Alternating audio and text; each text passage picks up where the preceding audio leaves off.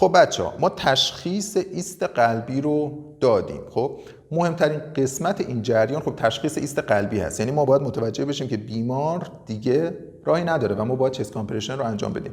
این تشخیصه یه مقدار میتونه ما رو گمراه بکنه. یعنی گاهی اوقات ما ممکنه تو تشخیصش دچار اشتباه بشیم. حتی اگر 50-50 هم هستید و مطمئن نیستید که این فرد سکته قلبی کرده، چست کامپرشن رو انجام بدید. خب قطعا ضرر داره برای فردی که خودش سالمه. اما اگر که 1% اونور قضیه باشه یا اونور جریان باشه و فرد واقعا سکته کرده باشه چی؟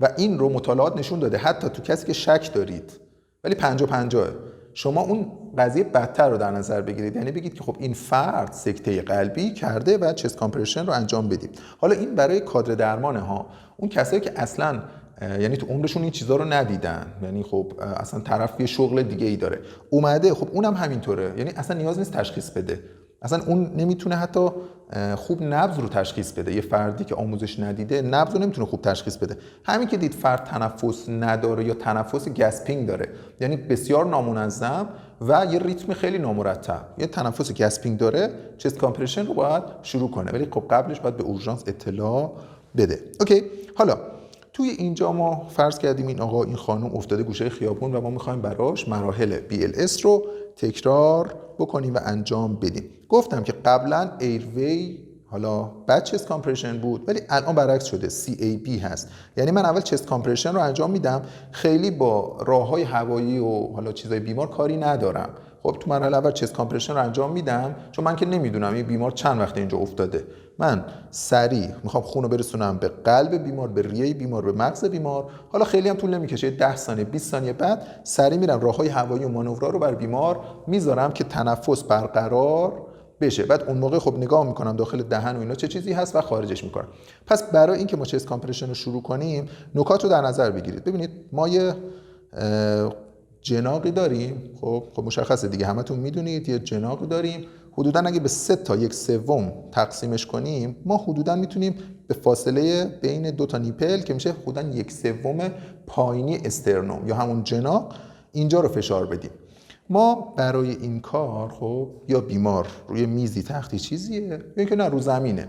اگر رو زمین هستیم به همین شکل که من هستم، فقط فکر کنید زانو زدم، یعنی زانوهام رو زمین هستش و با این مانور ببینید دست مسلط خودتون، خب دست مسلط من راست هستش، میگیرم و دستی که قرار حمایت کنه، خب من چپ دست نیستم و این دستم قرار حمایت کنه، اینو قفل میکنیم توش به همین شکل. خب حالا نگاه کنید اینو به همین شکل. من اینو نگاه کنید اینجا تکیهگاه منه، اینجا، یعنی قدرت من با اینجا منتقل نمیشه، با اینجا بیشتر با اینجا منتقل میشه، این ناحیه تنار. من اینو میام اینو قفل میکنم توش، خب و میذارم بین اون 2 تا نیپل.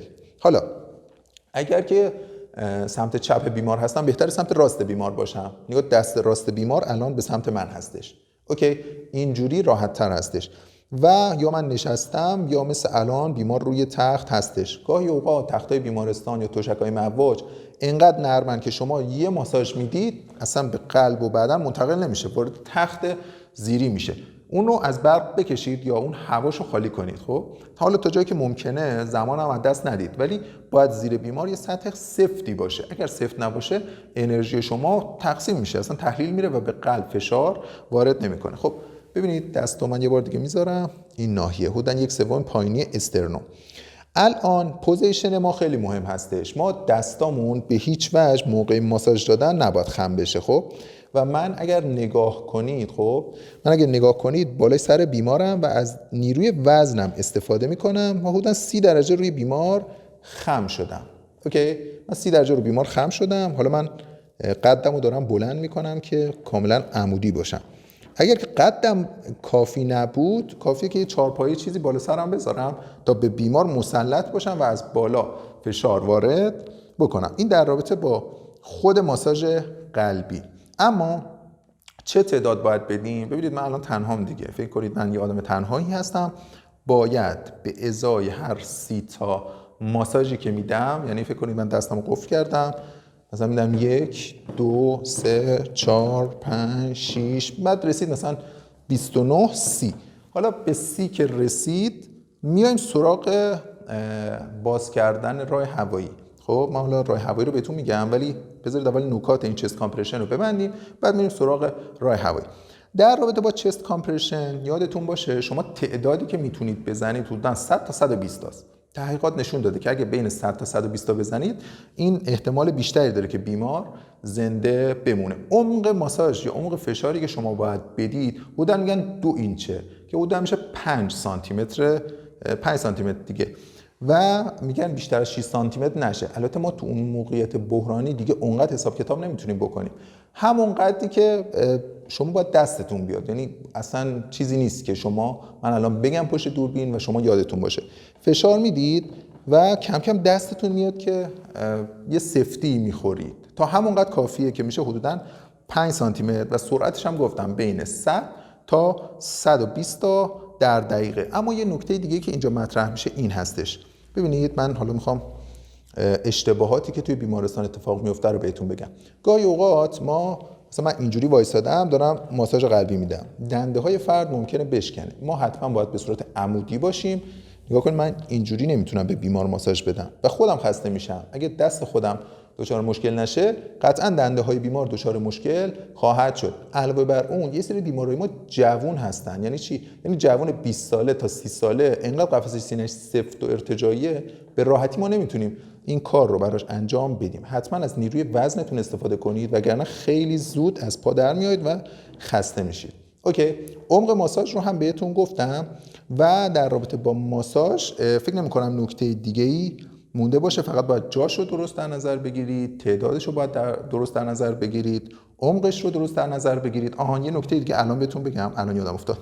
ببینید اگر که شما خیلی سریع ماساژ بدید و یا به این شکل اصلا قفسه سینه فرصت نمیکنه برگرده، یا شما یه قلبی رو دارید فشار میدید دیگه.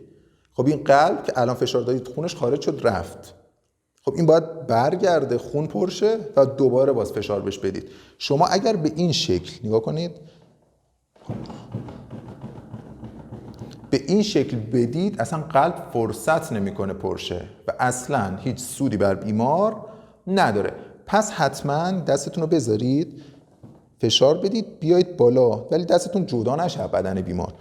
فشار میدید میاد بالا، فشار میدید میاد بالا، حالا سرعت هم بهش میدید.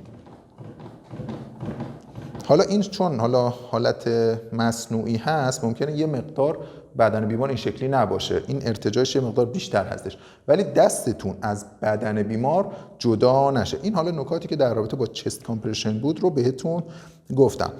فکر میکنیم ما اومدیم بیمار رو در نظر گرفتیم، چست کامپرشن هم شروع کردیم. مرحله بعدی ایروی هست، یا اینکه چجور حالا چه پوزیشنی بدیم به بیمار، چجور راه هوایی بیمار رو باز کنیم که تو قسمت بعدی بهتون خواهیم گفت.